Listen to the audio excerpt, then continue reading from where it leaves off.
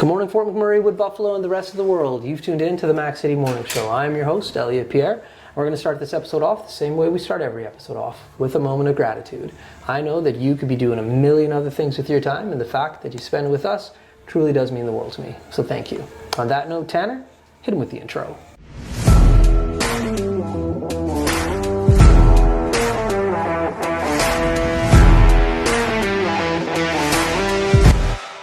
And we are back. Big shout out to Colin and Coldwell Banker for sponsoring these episodes. We really do appreciate your ongoing support. As you guys know at home, I don't introduce my guests because they can do a better job of that than myself. So can you please tell everybody at home who you are and what you're about? Hi, my name is Crystal Belisle, and I'm a realtor here at Coldwell Banker in Fort McMurray. Okay, so first and foremost, how long have you been a realtor for? I moved to Fort McMurray in about 2002. Okay. I was already a realtor then. Okay. I was a realtor in the Yukon, in my hometown in Whitehorse. Oh, very cool. Yeah. Okay, well, let's just talk about that.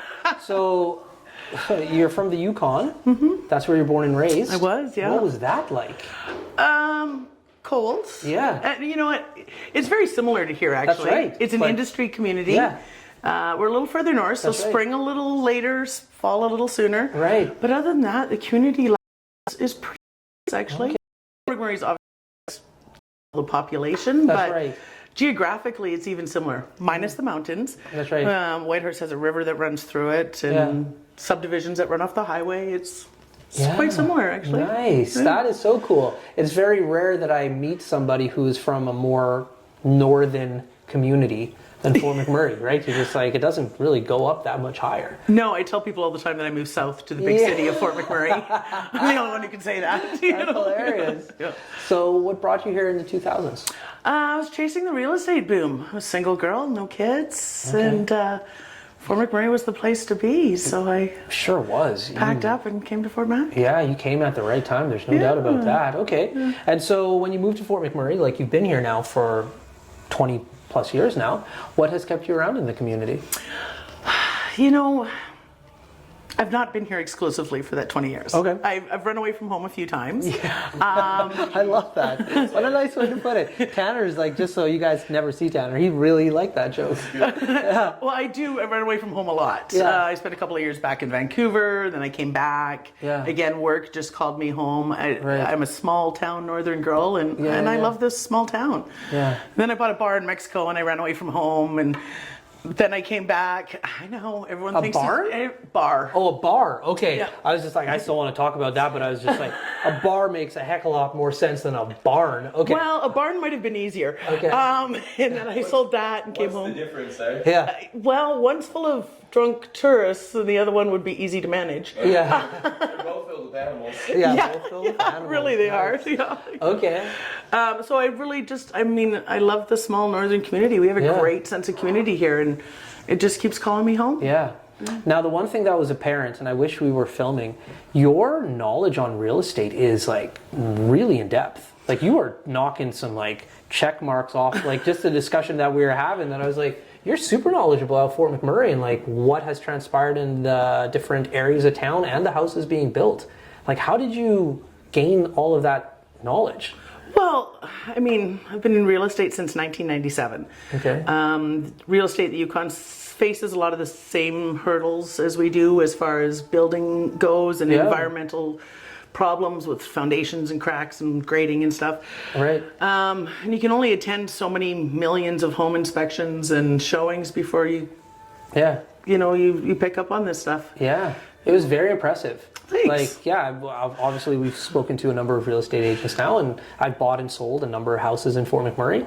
And some of the stuff that you were like chatting about and your depth of knowledge, I'm like, wow, she really knows what she's talking about. Like, Well, I do this full time. Yeah. This is my passion. I Yeah. really love this.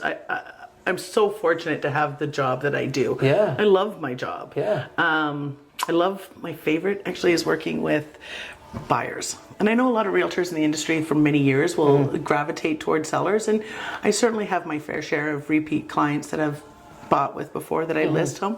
But really my favorite's buyers. Yeah. Yeah, let's get out, look at some houses, and see what fits your life and what doesn't fit your life, and leave the hurdles and the problems and the paperwork to me. I'll sort through that stuff, and Right. and you get to pick what you want to live in to make your life choices. Right. It's exciting to me. Right. I love That's it. so cool. So now you've ran away from home a few times. Yes. You've lived in different communities. You've done real estate in different communities. Mm-hmm. You're with Coldwell Banker now. Why did you feel this was the place that you wanted to be at home with? Well, community is very important to me here, and I feel that Coldwell Banker and Colin really puts that in the forefront of us. We're not just doing a job here. I mean, we all have a job to do, and we all do our jobs, but our roles and responsibilities as part of the community, we have a certain amount of insight and leadership that people see us. We're very public. Here I am today. That's right. We're very public. So I think that one of the things that Colin strives to do that I'm happy to be a part of is volunteer in our community and be a part of it. And I love that sense of orientation here. There we go. Now let's get into this bar in Mexico. So why, how, explain, just... Well, I know it sounds like a dream, and when I mention it to people, they think I'm slightly insane that I am no longer doing it. And I'll tell you, I spend a lot of time traveling. I love to travel. Okay. I spend a lot of time in Mexico. It's cheap, it's easy, it's close. Over December to January, you can pretty much guarantee I'm in Mexico. I don't have any children. Yeah. People are thinking about Christmas in December and credit cards in January, which is a perfect time for me to escape. Yeah. So I take off usually for a couple of months. Okay. Puerto Vallarta has got my soul. Okay. So I had a really good friend there who's owned a bar. He's owned it for many years. Yeah. He approached me. He was going to retire. My husband and I jumped on it and bought it. Yeah. And I ran away from home and went down to run my bar. Okay. And about 6 months later, COVID hit. Yeah. It also, that wasn't the biggest hurdle. Yeah. It just wasn't the life I was chasing. Yeah. So, everybody's there on vacation, they're having a good time. But when that's your everyday, That's right. it can be a little exhausting. Yeah. And I kind of missed talking to people about things that mattered, having some in-depth conversations, being a part of our community, talking to you about your house or your, doing something more important than arguing with you over your double shot of tequila. Yeah. What What an interesting thought process that is in regards to if it's the depth of conversation you'd have in that industry on the vacation of people coming in and out definitely would not be. There's none. Yeah. Where are you from? Where are you staying? What tour did you do? Yeah. Maybe you should have some water. Those are typical conversations I would have a lot in a day. That's right. So I didn't actually work in my bar. Right. There's rules and stuff about sizes and stuff. But as a small business owner, you have to be present. And I'm happier as a tourist. Yeah. I love being back as a tourist. Yeah. So you still are going back to the same location? That's I was there where about 3 weeks ago. Oh, beautiful. Listen, well, if you feel like adopting 2 grown children, myself and Tanner, I'm just saying. Okay. We would be more than happy. Well, I already brought a dog back from Mexico, so let's see if we can bring some Canadians down to. So with Mexico, I've been there a few times. It's familiar to me. And I've been fortunate and blessed to travel other places as well throughout the Caribbean and the rest of the world. What is it about Mexico that really has captured your spirit? I don't think I would necessarily say it's Mexico per se, as I would say it was Puerto Vallarta. Okay. So I too have done a lot of traveling around Europe and Central America, and I love to travel anywhere. I don't think there's anywhere you could put me that I wouldn't find something to see and do. Yeah. But Puerto Vallarta to me is a great balance. It's a small city, 300,000. It's on a beautiful bay that's really a deep bay, so there's not a lot of sharks or stuff coming into the bay, so it's great for swimming. Right. There's a huge community there too of not just tourists, but there's a big, strong, vibrant arts community and a theater community. There's a lot of industry and banking that happens there. Yeah. There's a lot of filming. They did Narcos. Some Narcos there was filming and stuff. So there's a lot more to the city rather than Mondo Bananas, right. or Club Med or whatever, right? That's right. Most cities in Mexico were built by the Mexican government for Yeah. tourism, and Right. Puerto Vallarta was a city before tourism hit. Oh. So it's got a different feel, different vibe to it. Interesting. Plus, it's close. Yeah. 5 hours and I'm there from Edmonton. That's right. You know, I can get home in Yeah. an emergency. I can get down there easily when I want to escape. Right. Yeah, no, that's cool. I love hearing people's thought processes on living in different countries because from a media standpoint, like we don't always get like the accurate picture of what living in another country is, you know? Yeah. And more often than not, when I do sit down and I talk to people about the countries that they visit or like live long term, you're just like, wow, like that's not how it is portrayed. No, it's not.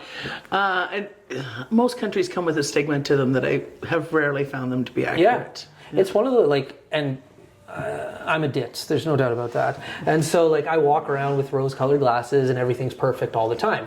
And I know that's not always the reality of the world, but I've traveled in places that they have like that have warnings, you probably shouldn't go there, and I've never encountered Me too. any issue, and people have always been like beyond beautiful and nice and helpful. Like Me too. Like, I've been pickpocketed once, but like, whatever. Like, if they Yeah. need the money, hey, that's all right. I don't mind. You can take my 10 Yeah. bucks. Like, I don't care. No, But- you know what? I think there's a difference between vacationers and travelers, Mm-hmm. and I'm definitely a traveler at heart. Yeah. And I've ended up in some places that I probably shouldn't be, but I've never had any harm befall me. Yeah. Even when we had the bar, my husband was still here in Canada working because we were going to trial it see if we really wanted to make this change. Yeah. And then with COVID hitting, he couldn't get down there. So I was there alone for a better part of a year and a half. Yeah. And I didn't have any problems. Right. I mean, I came home from my bar every night with bar cash. I never felt threatened or uncomfortable or Yeah. intimidated. Yeah. It was Very cool. perfectly fine. Love it. Love it. It was cool. Well, listen, we're at the end of this episode. We probably went over by a few minutes, but that's okay. But before we cut you loose, everybody gets a shameless shout out or plug. So you have the mic, the camera, the lights. Have fun. I'm Crystal Belisle. You can find me at Coldwell Banker. Nobody can spell my last name. Just look for the Loud Crystal on Facebook. You'll be able to find me. There we go. Awesome. Well, for McMurray, Wood Buffalo, the rest of the world, that's been another episode of the Mac City Morning Show. Big shout out to Colin and Coldwell Banker for sponsoring these episodes. We really do appreciate your ongoing support. Hope everybody at home is having a great day, and we'll see you tomorrow. Peace. What a deadly old way to end another morning show. Later, boys. It's so ballistic!